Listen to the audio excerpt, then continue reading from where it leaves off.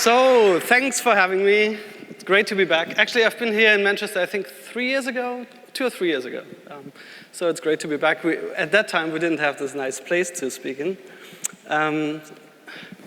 So here are my slides. They will be a bit squeezed right now, but I hope we can unsqueeze them from the back over there. So yeah, thanks for the great talks, Gemma, Jer. I think we have a lot of touching points and points where we can discuss further. Thanks for the introduction as well. My name is Moritz Stefaner. I do data visualization. There's quite a spectrum of things I do, so I might do very clean and analytic designs and graphics for big organizations. Sometimes people commission me for high-end custom visualizations, and I also like to experiment a bit with data art and maybe pushing the envelope of what we can do with data and just experiment what's possible. So one of these experimentations was also in connection with FutureEverything, so we share some history.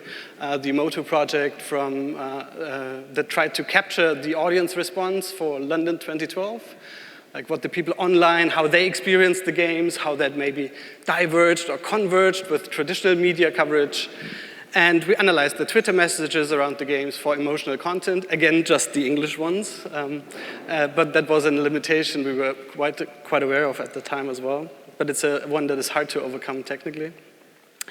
And yeah, build online visualizations, a data sculpture, and so on. I'm also working on a very totally secret and super work in progress thing, again with FutureEverything, about climate services, and we're looking at seasonal wind predictions. And it's quite a technical issue and one that has to do a lot with modeling uncertainty, and we try to make these things more accessible and digestible in order to deal better with climate change. Anyways, today I'll show you 2 projects from the realm of cultural analytics. Over the last year and a half, I've been cooperating with Lev Manovich, who is a famous media researcher and media artist as well. And we're looking into how we can characterize complex cultural phenomena through data. Like, what is the data footprint and maybe the data portray of a complex cultural phenomenon. And that's something very interesting to investigate, because you'd think culture and numbers don't go that well together, and many people think that. And this tension is, of course, very exciting to explore. So the first project I want to look into, as I said, together with Lev Manovich, but also Daniel Godemeyer and Dominikus Bauer, we looked into what is a good digital representation of Broadway. It's a super famous street. It's a social place. It actually spans, I only learned that while working on the project, it goes through the whole of Manhattan. So the Manhattan part of Broadway is 13 miles long. We often just think about Times Square when we hear Broadway or the musicals, but actually it goes through the whole of Manhattan, from Financial District over Times Square, over to Harlem and Fort George and inward.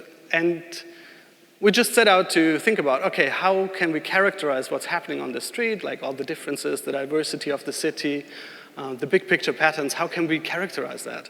And there have been interesting precedents. For instance, Ed Ruscher's work, he did photographic experiments already in the 60s of how we can characterize these long strips in the street, how can we capture a full image of a street in a photographic way. Of course, today we have Google Street View. So Ed Ruscher actually had to travel the whole street and take photos and stitch them together. Now we can access APIs to pull millions of images of a street, basically. And of course, as a first step, we were looking into how can we experiment with these images to sort of maybe spot patterns or learn something more about what that goes beyond what you would see when you just step into the street. And so we experimented quite a bit with different collage or montage arrangements of these images. If you can sort of identify longer stretches of identical buildings or similar buildings along Broadway. We started to mix maps with imagery. And so the photographic material becomes sort of the oil you paint with, more or less. You use images as the image material for another image.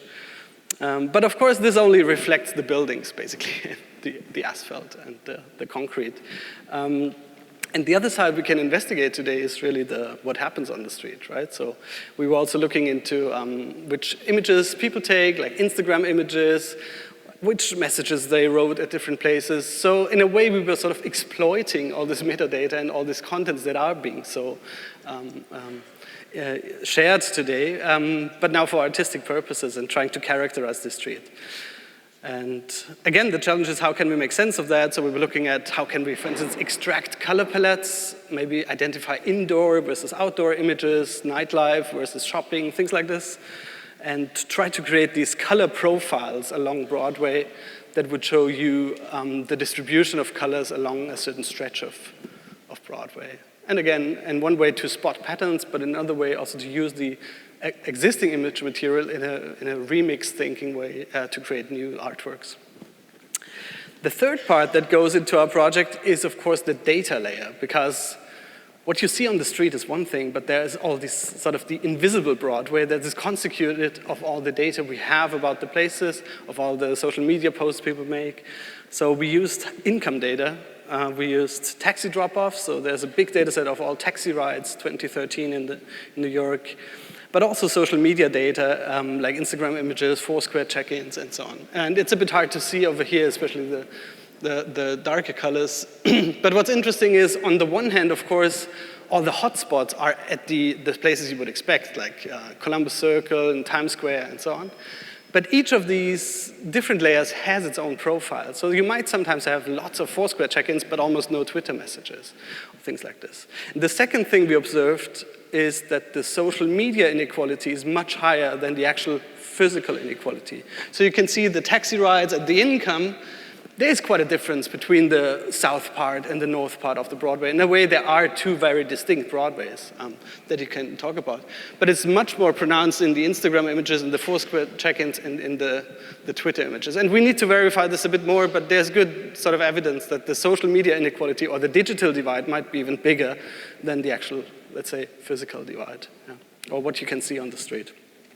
This might, though, also be distorted by tourists, and this is the thing we have to figure out first. Anyway, so we looked at many different renderings of the data in our creative process. All these different views play a big role to sort of gather as many impressions of an abstract phenomenon in order, so we shape our understanding of it and then can produce the final piece. So we looked at different ways of layering this data, presenting it in different ways next to each other, mixing it, juxtaposing it. So for quite a while we experimented, for instance, with a map view that would be replicated in all these different data layers. Or image sources and so on. Anyways, and in the end result, what we did was one big layer cake, more or less. And Broadway runs from south on the left-hand side to north on the right-hand side.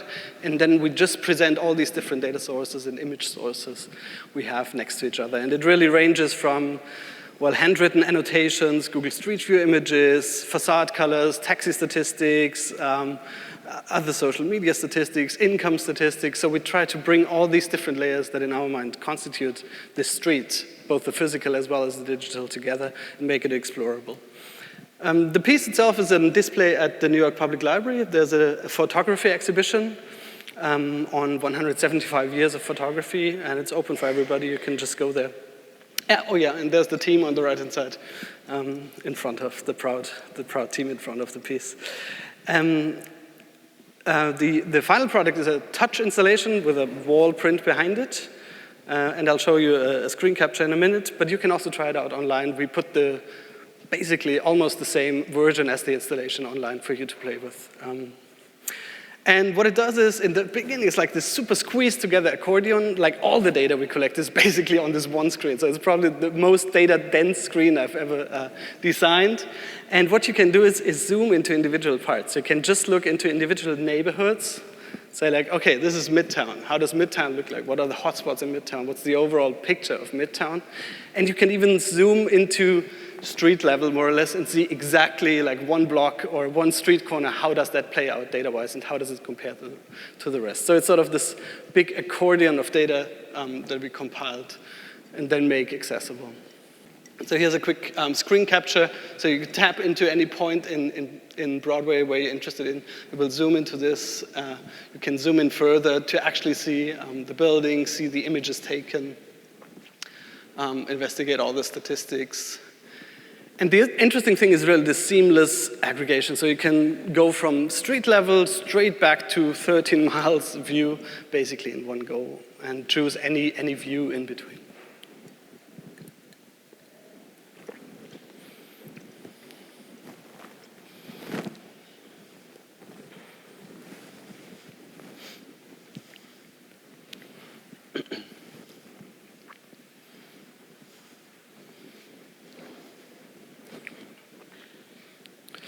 Yeah, and as I said, the project is accessible on the web, so you can check out the onbroadway.nyc URL and find all the documentation. I had to really abbreviate all the theoretical background and the design process. You will find that online and can even play with the application. And it's really 10,000s of images and 100,000s of data points that go into that one thing, which is interesting too, what we can do in the browser today. Next up, quite a popular issue, like a pop culture issue.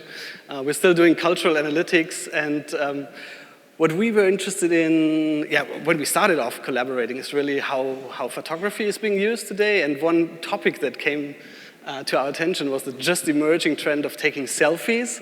I know the topic is basically, beaten to death right now, but that was like 1.5 years ago, so keep that in mind. And we set out to investigate that phenomenon because it's kind of interesting. It's something.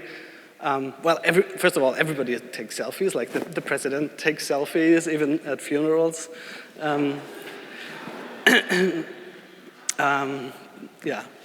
Film stars take selfies, and of course there's lots of historical selfies as well, right? So the interesting thing is, why is this such a topic that gets such attraction today, when in principle people have been doing it for 150 years, and I mean, many people say it's the smartphones, but also we were interested, is it a new type of culture? Like, what's behind this? Is it just a fad? Is it a quick trend? Or is there something deeper behind it? So we set out to investigate that in a project called Selfie City. Again, a bigger team behind it, even bigger than the Broadway team, of data scientists, social scientists. So we had really tried to bring human sciences and data design and so on together in this project. And what we did first is collect a lot of images from different cities and find out which of them were selfies. This is, of course, a longer process, and in our case involved a combination of using Amazon Mechanical Turk tasks. So people actually judged if the image was a selfie, and we collected a lot of these judgments, and automatic analysis. So we also took face detection algorithms, first of all, to detect faces, but also to learn about individual features of the face, like where are the eye positions, are people smiling, do they wear glasses, can we make a guess about the gender of the person, things like this. So what we ended up with were 3,200 selfies from 5 cities, and it fits on one screen, so it's not that big of a data set, obviously. So, then again, it's a huge data set because in principle it's actually infinite, because if you look at just a single image, there's so many questions you can ask, there's so many things you could learn about the person, there's so many things you could look into. So each of these images is basically a world of its own. And I think that's very fascinating when you do this cultural analytics. The data is always as deep or as shallow as you want it to be, right? So we could talk in very broad strokes about these images and the people, or we could go into detail on each one of them. And this decision, like how far to zoom in and how to aggregate and how to talk about trends and patterns is very interesting, I think. And it's challenging. So, for instance, if you use like just plain statistics, naive statistic, let's say, to average all the images from one city, you might hope you get the average image of the city, but all you get is just a blur, right? It's just an indistinguishable blur. But in a way, it's also maybe a metaphor for what happens whenever you average, because you leave out all the interesting individual stuff, of course. This is what averaging does. So in this case, I think if you have these really complex phenomena, that approach sort of fails. And how we tackled that is more try to preserve the original material in all the graphs we produced. So here's a histogram representation of all the men and women taking selfies and horizontally sorted by the age. So you can see, this is Berlin, for instance, so you can see more women, and women tend to be younger, right? So it's sort of insights you could draw from the graph. But because the graph is actually made up out of these individual photographs, we still retain this connection to the individual instance. You know, the individual instances or individual people taking the photos don't disappear in the statistics, but it's clear how they become part of that bigger whole. So that's one part, or one way how we try to bridge this seemingly unbridgeable gap between the statistic and the individual, right? And on the website, you can explore all these graphs and actually also test a bit, does this make sense? Like, do these numbers that seem so scientific and objective, do they check out also in my perception? I think that's super important too, that people actually have a chance to judge like if what the scientist says makes sense or not, or matches their expectations or not. We took these even further in an interface where people could explore on their own the data set we gathered. So we had the self-exploratory, which was quite popular, and you could filter the data by different, like the poses people make, if they wear glasses, again, the genders, and so on. So here's all people tilting the head to the right. And we learned, for instance, in Sao Paulo, people take more extreme poses. So they like to tilt their heads. You can filter if people are more happy or sad, things like this. And this is a way, on the one hand, to learn about the statistics of the data, but at the same time also not just work on the numbers level, but also always inspect these individual images that make up such a pattern. Yeah, and that's quite fun to play with. I recommend to check that out. Then again, on the website, we also had very simple graphs. So I think about Selfie City, the overall package is quite interesting because we had theoretical essays, highly exploratory tools, but also very, very simple stats and findings that were readily picked up by the media. And last, sort of an image collage, more or less, a film where we try to sort of make the complexity and the richness of the underlying image set accessible and sort of rework it into this sort of very condensed selfie experience again, without making that mistake of over-averaging and ending up in a gray blur. So what we did here is align all these images from one city at the eyes and mouth positions, so they would sort of form or become these expressions of basically one face, but rapidly swapped through.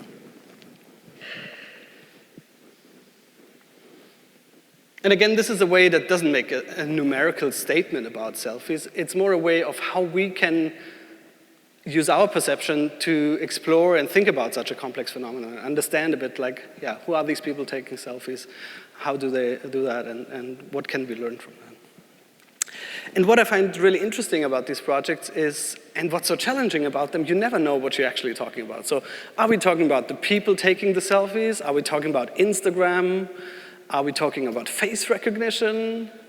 Are we talking about Mechanical Turk or the demographics of Mechanical Turk? For instance, we had the age of the people estimated by Mechanical Turk workers. But there might be a social bias there. So it turned out that a lot of the people in Bangkok, for instance, were estimated to be very young, but that could also be that to Europeans, Asian people look younger. Right? All these things, all of these questions, all of that comes together in the project, and you cannot isolate these parts anymore. But for all of these questions, I think these types of projects are really interesting starting points to think about these phenomena in new ways. Let me end with a quick general consideration of what this all is and what it all means. And thinking about photography and data visualization led me sort of to think about portraits as well, because portraits are, I mean, this is one of the oldest art forms probably we have, is to take images of ourselves or of other people. So this, for instance, a sculpture that's 25,000 years old. I think it's brilliant in its abstraction, its expressiveness. I mean, throughout the ages, the art of making portraits has always been about trying to capture something, the essence of a person, and mostly through the face, but also the props that go around it, the general mood.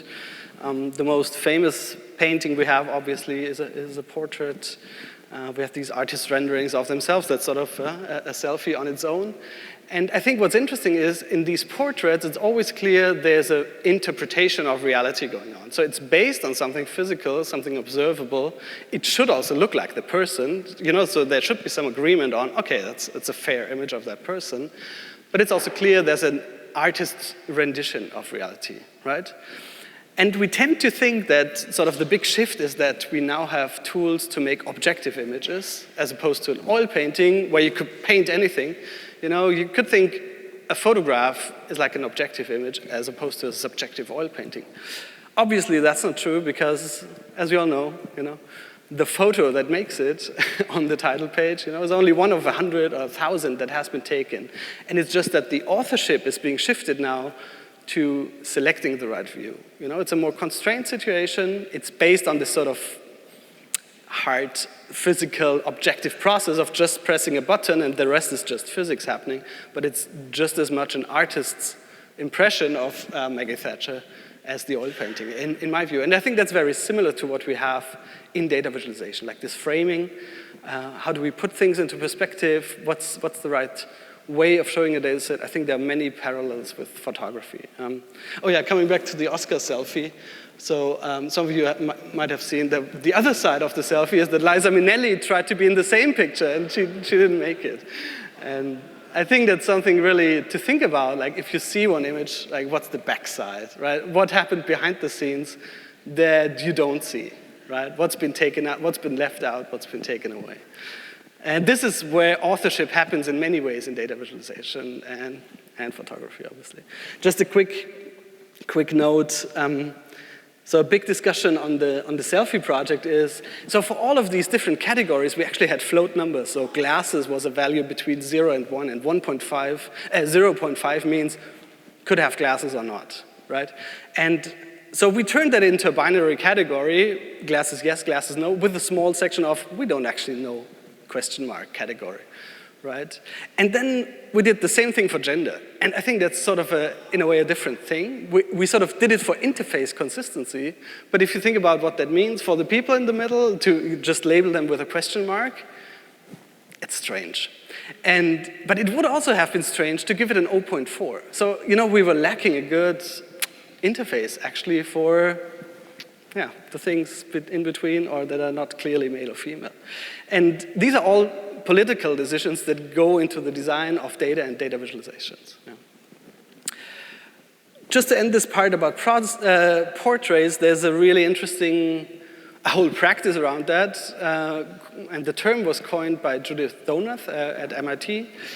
And she looks a lot at, as Gemma has described, what is the data image we have of a person, and how can we interpret sort of this activity of making a portrait. And now I'm concerned with how can we transfer that to all these complex cultural phenomena or these complex political phenomena that we have to deal with. What's the best artistic, but also, let's say, reality-based way of talking about these things. And I mean, the motivation is that obviously today's big issues cannot be photographed. So I think a big problem also of reporting is today that all the important stuff is hard to put into a single picture. It's complex things, it's not things that happen at one place and a time in the world. These are big, complex issues. And I think as data visualization artists, we need to sort of provide these images maybe, right? Second really interesting question, maybe already segueing to the panel, a portrait is something caring and loving, and you spend a lot of time trying to figure out a person. A profile is something that is done automatically or on button press, and where the artist takes themselves out of the equation and gives responsibility to a machine. Then again, I think there's a fine line in between. Maybe these differences are not that clear cut. That's maybe something to discuss. And last, I think this is the point that connects all of us. I think if we learn how to deal better with data and work with data, hopefully that leads to better data agency on our parts and being more active and not victims of data. Anyways, so I'll wrap it up and thanks.